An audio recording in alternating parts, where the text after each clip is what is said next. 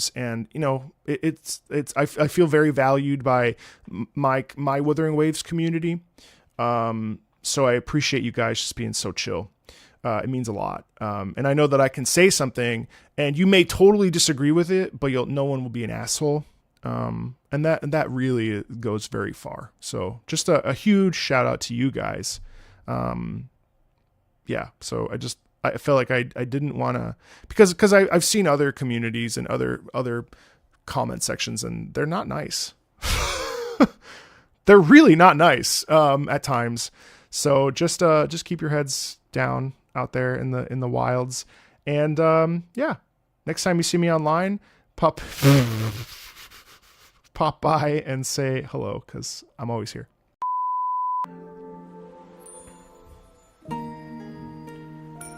You know.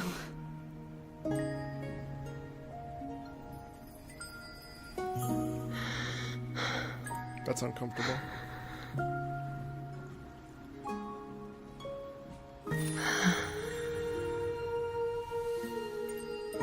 Of course. Only you would be the exception. So you've known this all along? A death that shouldn't have happened. Traded for an unforetold victory. A fair deal. Now, I am but a fading sliver of moonlight. Her life in exchange for... Even I fear being forgotten.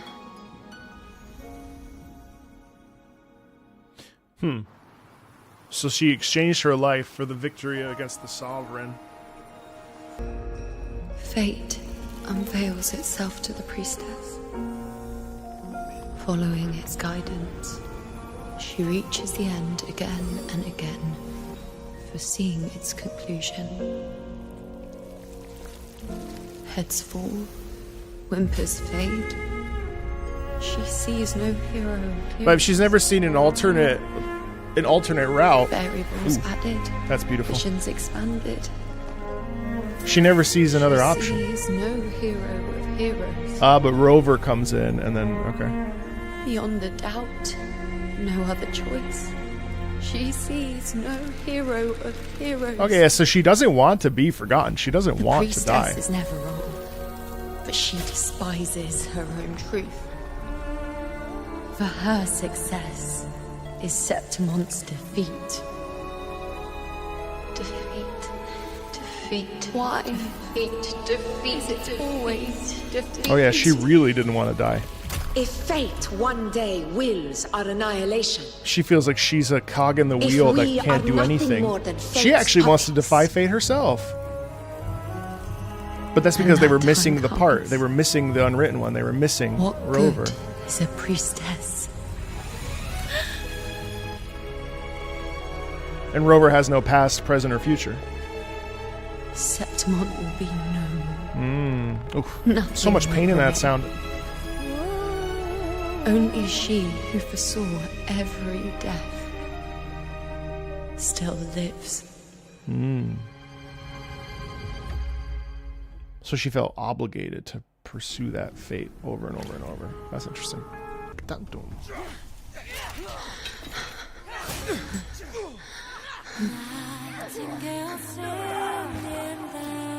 Ooh, turn that shit up.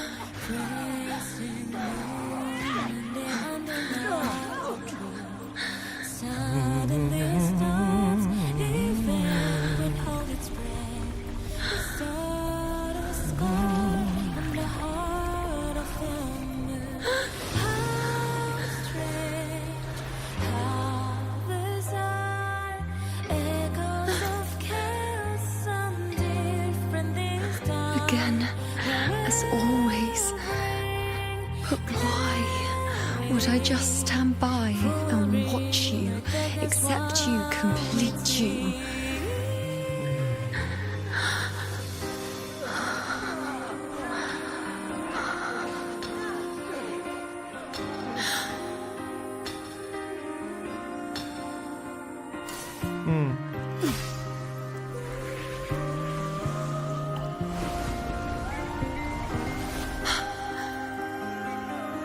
Wow, the moon phase, that's cool. No, even if the end is here, unavoidable, I still have the right to refuse.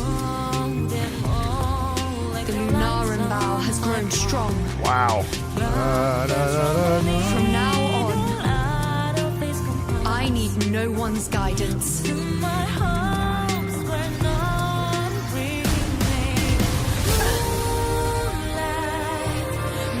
wherever I choose to aim is my true destiny.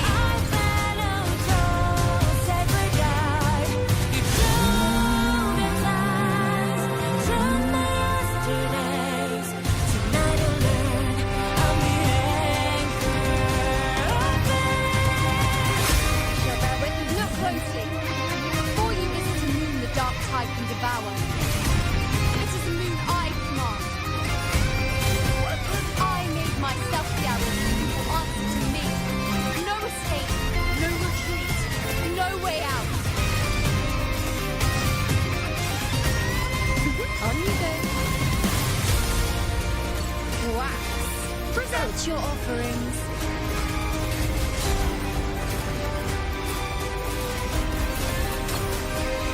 Taste my resolve.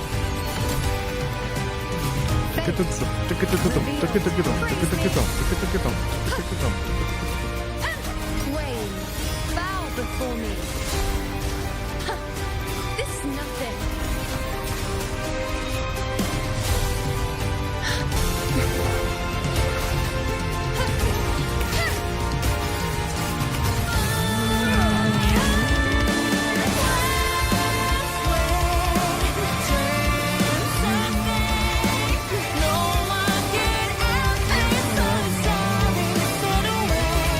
Damn.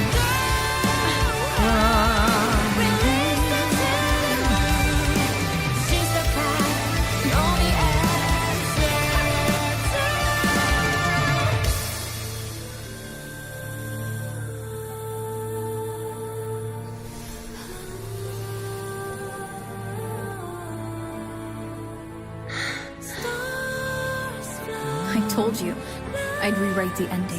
You changed.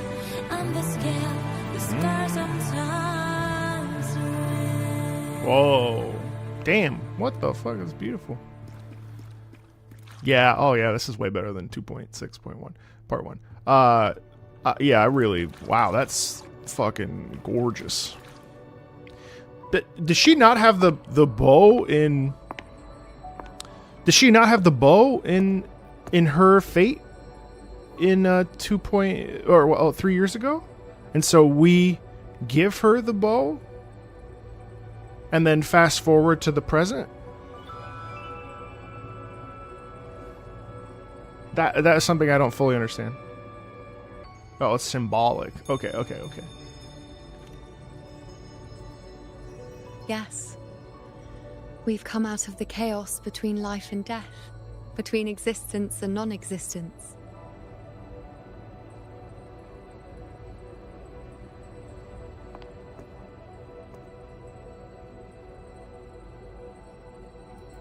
There aren't any guiding traces, no visions of fate's hand. It's just you and me and our own grasp on what's to come. Compared to before, now what we see is... Yes. Stretching as far as the eye can see. So she chooses to own her fate. Void. More vast than what I saw within you, or anything I glimpsed in the future. So this is what our changed ending looks like. No longer an indeterminate chaos, or a singular answer given by someone, but an infinite sea of possibility awaiting choice. It seems there's nothing, but in truth, I love the blue there's hue, everything. that So this is celeste the true color. meaning of a void. Now, it's time to leave this place. Okay, but are they gonna go back and everyone's gonna remember her? Because all right, I want to finish. I want to see how they put this all together.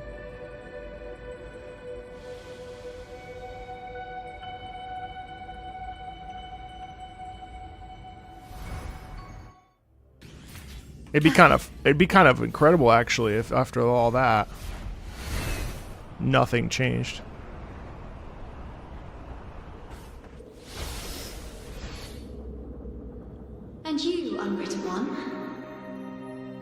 I to indulge in a bit of selfishness, you'd forgive me, wouldn't you? If one day this bracelet becomes meaningless... This is cool storytelling. Look at that. I hope you will... They've never done that before. That's very intriguing. Even I fear being forgotten. Wow. That's Death nice. shouldn't have happened. Traded for an unforetold victory. A fair deal. But perhaps in that distant future, forgetting might prove far easier than remembering. Never mind. In any case, you are not to return it. I won't let go. I don't want to let go. These projections are so cool. But be careful. Don't get lost in the chaos. I do appreciate that. Kuro's always trying to move the needle slightly on their ability to storytell. It's pretty interesting. We shall meet at the very end.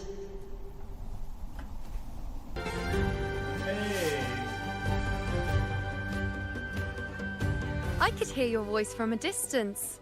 You know! Wasn't that it?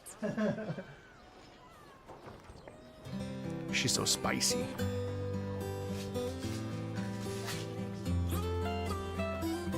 Seems like you're in an awful hurry to find someone. I feel like she probably doesn't know. She doesn't remember any of it.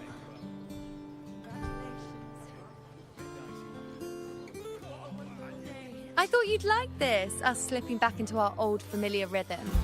Now you know I'm still me, and okay. yes, I really am back. Man, it would have been such an interesting wrinkle if she didn't remember. It's just like you saw at the end of the chaos. 3 years ago, at the end of the spring basin swallowed by the dark tide, I, as a priestess, made my choice.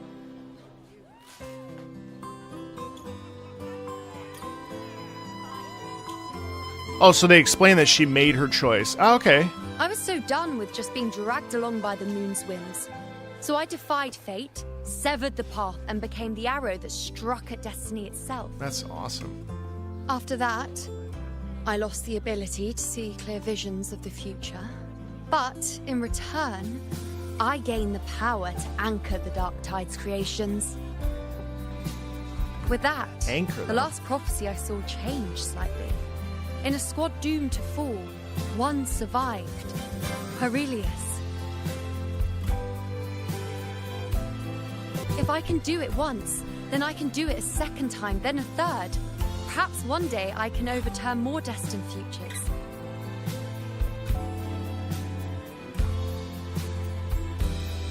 Since fate didn't prepare a hero of heroes, we decided to eliminate the need for one by taking on the disaster at its source.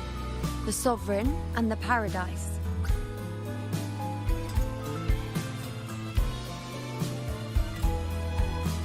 I think the like jazz This is the plan thing here Augusty and I is made. quite nice. Though I did hide the teeny tiny cost. Because it showcases how like ready she is to go.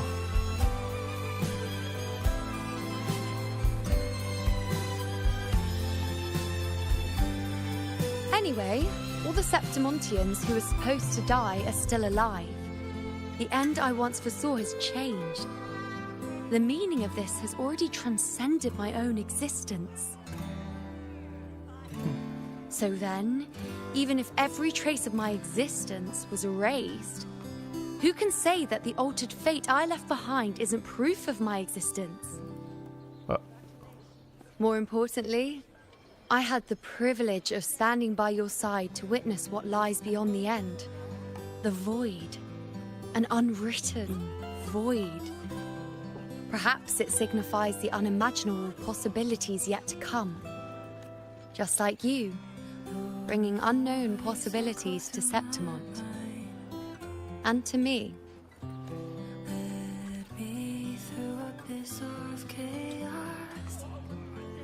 Why? Sacrificing myself? Or just trying something I'm not sure about?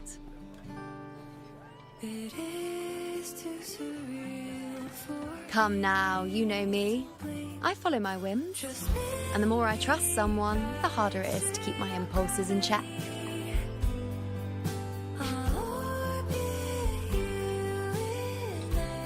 I'm not one to make promises I can't keep. But I'll promise you this.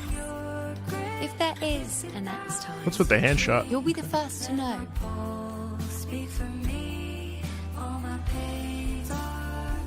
And when I do, you'll get the full story, no holding back.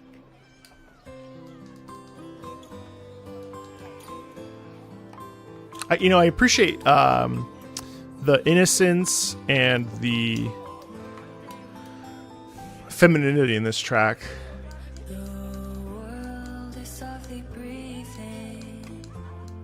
Like there's a hope in it, and a feeling of like resolution and like, man, that was quite the trip, wasn't it? You know what I mean? I've run into a few friends since being back. Not one of them recognized me. Guess the memory of the you they once knew is just the price we had to pay.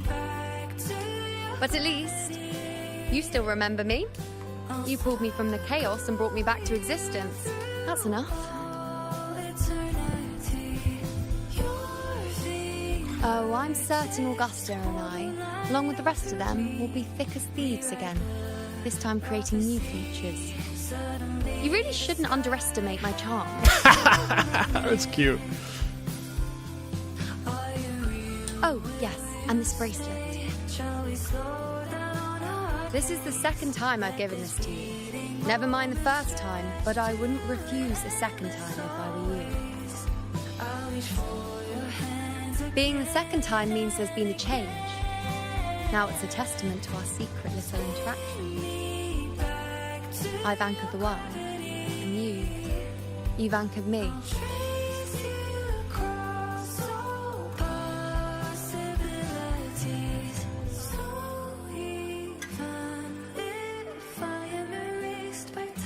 I really like with Femme Rover how much there is this like innate friendship that she has with each character, where each character and the resolutions that she has with the characters tend to feel very warm and there's this like mutual like really lovely. As for any matter pertaining to me, what you saw in the chaos like, and what transpired, deep sense do of not friendship bring the word and of it stuff. to another soul.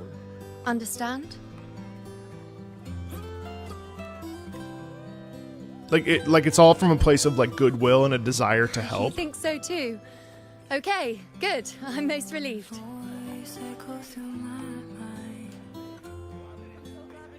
Well, then again, this is a perfect opportunity to start anew.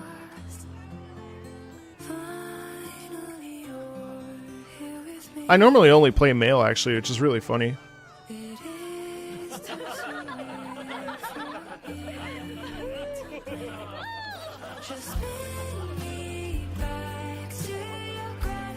In Septimont, it would be a crime to miss the height of the celebration.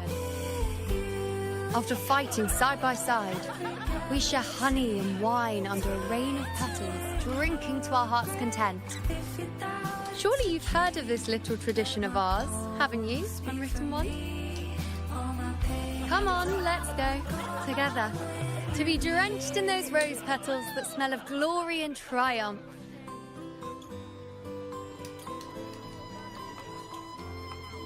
I don't know why I picked female rover. It just felt right. I don't know why. I still don't really know why I ever picked female rover, because I never pick female characters to play as.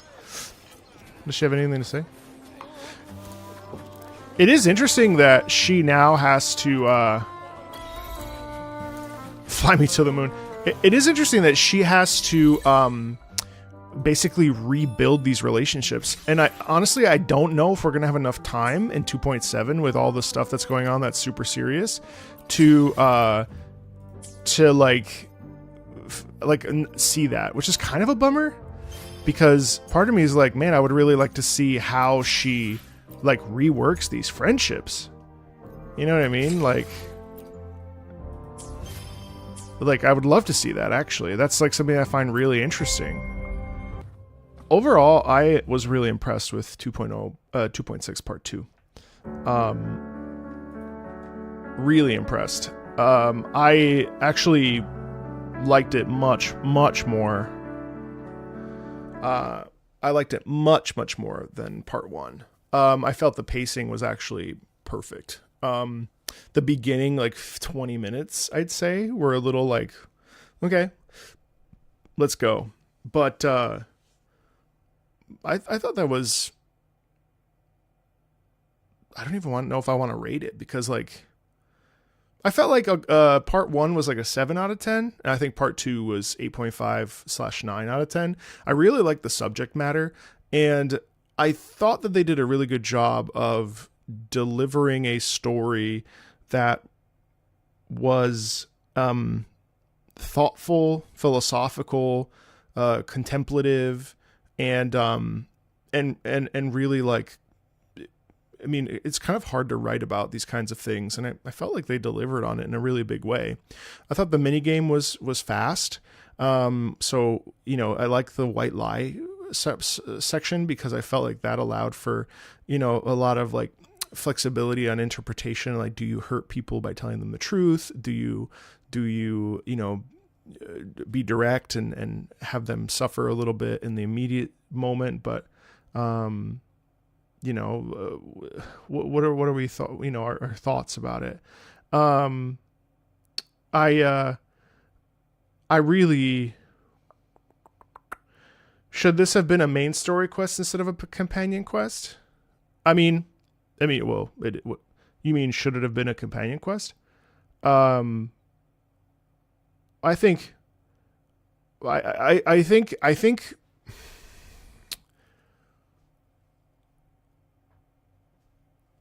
it could have been differently structured so that they were companion quests. I think like having the overarching plot be about the Dark Tide and about the Septimon's future. You know, it's kind of hit or miss for me. I think I probably wouldn't have engaged with 2.6 if it wasn't part of the main plot. Like, because I wasn't that compelled with either character. I still am not really crazy about Augusta as a character, but I see how she fits into like the whole scope of the plot, her backstory and things. And I think actually of the two is much more interesting to me. I think that actually has some interesting depth. I even the hand-holding thing, I thought that was interesting because of the anchoring thing. So they actually gave us a reason for why we were holding her hand the entire time, because she's like she's this fated thing that after being 3 years in this, the chaos pit, essentially is purgatory. So like she could actually like lose her way and almost disintegrate essentially. But like by keeping us tethered to her, we sort of protect her. So I think I actually like much more as a character than I did, at all. Because at first 2.6 just felt very, but I ended up liking this patch quite a bit actually.